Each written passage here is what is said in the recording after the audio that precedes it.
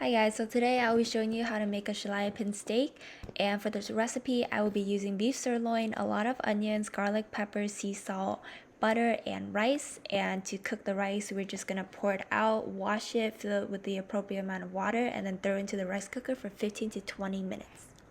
So rice is made of amylose and amylopectin, which are two forms of starch, and this process of cooking rice is made of gelatinization and retrogradation. And when the heat increases, basically the starch absorbs a large amount of water, which is the gelatinization process, and it swells up to about 5 times its original size.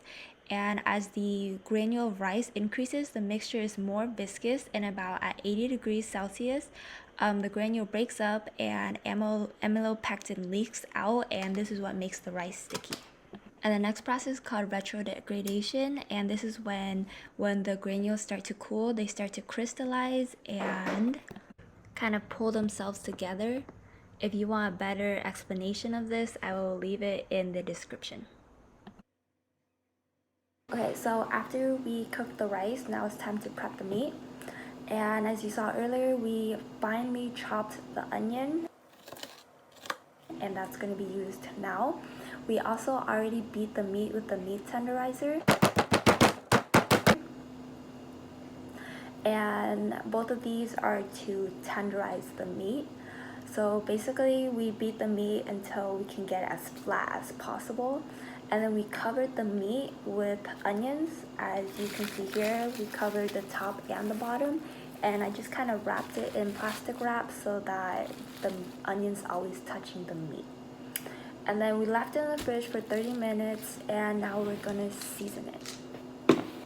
Okay, while I season it, I will explain to you the chemistry behind the onions and the salt.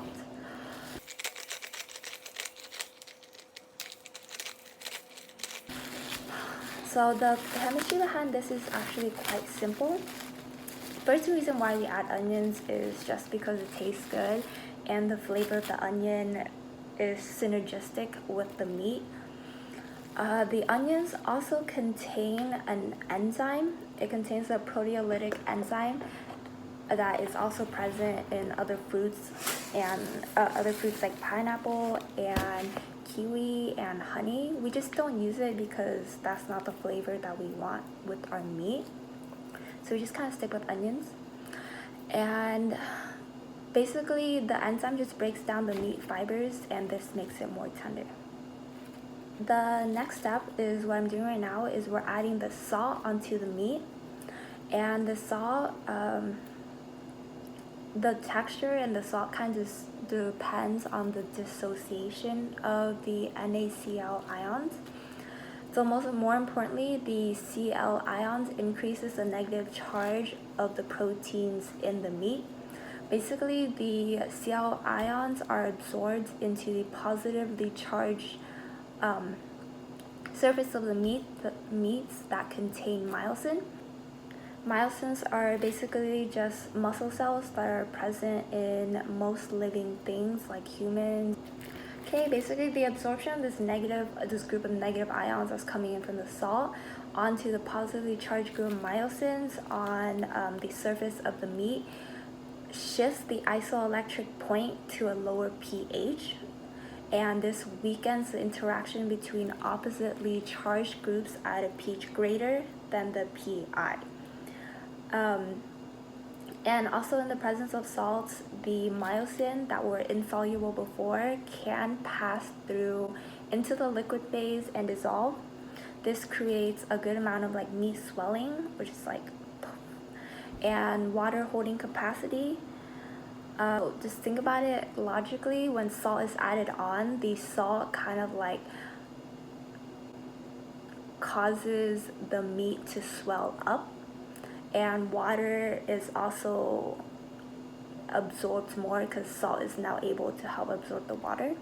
Okay, this draws out the moisture in the surface, and the salt solubilized microfibrillar proteins form a sticky little like substance on the surface of the meat, and this binds them together after cooking. So you can kind of think of salt, it kind of sucks out all the water and creates like this meat sweat thing.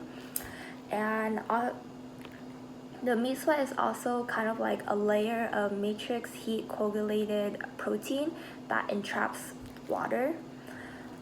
Like once again, the water or the salt sucking the water out, the water is now kind of stuck to the surface.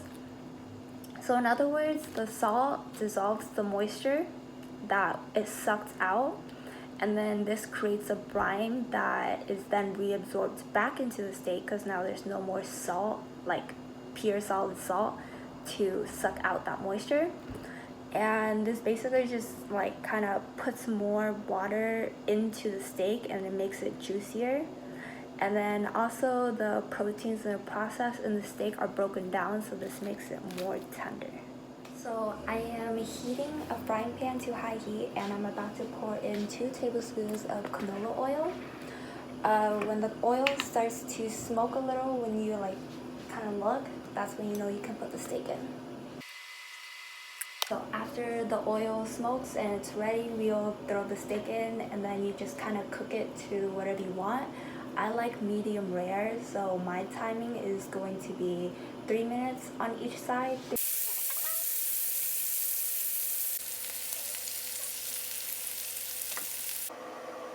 So this process, the cooking process, as you can probably guess, is the most important part in like bringing out the flavors and stuff of the meat. So the most important reaction here is gonna be called the Maillard reaction, also known as the browning reaction, but that name is more general. So the Maillard reaction creates brown pigments in cooked meats by rearranging the amino acids and certain simple sugars, and this makes them arrange themselves into rings and a collection of rings that reflect light in such a way that gives the meat a brown color. So here I'm going to flip it. You can see the difference between the red and the brown on the surfaces of the meat that was already cooked and uncooked. But it is also important to remember that the reaction isn't about the color itself. The brown is kind of like an added, but it's about the flavors and the aroma that the reaction brings out. The molecules it produces provides potent aroma responsible for the characteristic smells you smell when someone's like grilling or cooking or frying or baking. In the beginning, I only moved it down to like between 6 and 5 because I feel like it's a little bit too much. But the high temperature speeds up the Maillard reaction because the heat both increases the chemical reaction and it accelerates the evaporation of water that was in the meat. This reaction forms a non-enzymatic browning, which typically proceeds rapidly from 140 to 165 degrees, which is a good temperature of what you want your interior of your steak to be. Or that's Celsius, yeah. 140 to 165 degrees Celsius. And then as the beef dries, the concentration of the reactant compound is going to increase and the temperature climbs quicker, which is like why at the end you kind of notice that it cooks a little quicker than the time you did on the other side. So I'm done cooking this piece, and now I'm going to take it out and wrap it in foil so that it keeps moisture. Okay, so you guys might be wondering like, oh, what is this mechanism, this reaction that creates basically like almost all the flavors in the world? So first, the reactive carbonyl group of the sugar is going to react with the nucleophilic amino group of the amino acid. And this forms an N-substituted glycosylamine and water. And this is just a complex mixture of poorly characterized molecules responsible for the range of aromas and flavors. Basically, it's what gives such diverse flavors to different foods that we cook. And basically, this unstable glycosylamine is going to undergo an amylopectin rearrangement that produces ketosamine. And basically for this reaction, the amylopectin rearrangement that I mentioned, the open chain amylopectin product undergoes dehydration and deamination, which are typical considering that we're cooking heat and the water is going to evaporate. And this produces dicarbonyl. and the dicarbonyls then react with amine to produce aldehydes. The ketose amine is what produces the brown nitrogenous polymers and the melanoidins that we want to see. So last few notes about the reaction while you watch me finish up everything. You can control the Maillard reaction by changing the amount of reducing sugars that you use and the availability of the amino acids in the meat. Reducing sugars include glucose, fructose, lactose, or maltose, or even ribose.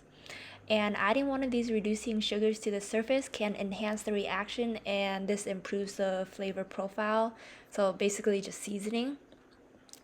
And then you can also enhance the reaction by increasing the pH, and this makes the amino acids more available to react. So a pinch of something like baking soda when you caramelize onions can save you time, quicken up the reaction, and it'll give you sweeter caramel notes. So to finish off the whole meal, now we're just gonna saute the onions that we used to marinate the steak earlier. And first I'm going to melt a tablespoon of butter into my pan, wait until it's completely melted, and just pour in the onions. When we saute the onions, we are going to see the same reaction happen, the Maillard reaction, and the browning is just as I explained earlier. I like my sauteed onions borderline burnt, so these look good to me, and now I'm going to take them out. But the reason why I put it in tin foil is just to kind of help the water, the juices. You don't want to cook into it right away. You do want to let it sit for a few minutes before cutting so that the juices have time to redistribute throughout the whole thing. Just imagine if you push down on the juice when it didn't get soaked back in yet. All the juice is going to be just out on your plate and not in the meat, and you don't want dry meat. And ta-da, now you have your meal. Just plate it nicely. Unlike me, don't forget your rice, and enjoy.